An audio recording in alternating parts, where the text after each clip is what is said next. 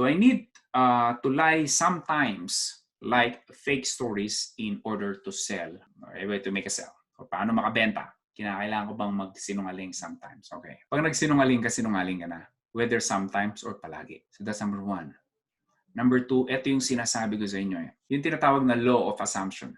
If you will think about it, how you behave, how you make decision, that is based on your own identity. That is based also on your belief about life. So for example, one of your beliefs is ang mga yumaman na negosyante ng lamang ng kapwa yan. That could be your beliefs. Because meron kang nabasa sa newspaper na isang malaking negosyante, yumaman, yung pala ng abuso.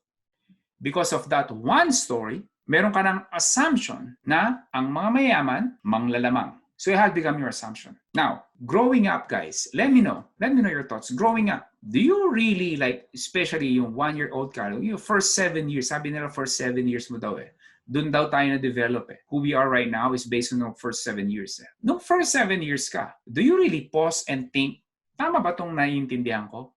Tama ba itong sinabi sa akin ng auntie ko? Tama ba itong sinabi sa akin ng kindergarten teacher ko? Do you really pause and think about that? No.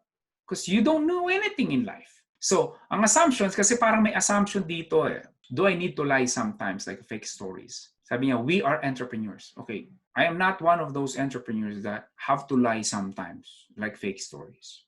And I do not suggest anyone that for you to sell, you need to make a lie. That is the thing. There's an assumption that for us to make a lot of money, you have to make a lie.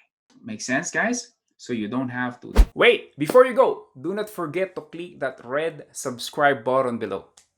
Appreciate it. Thank you for watching.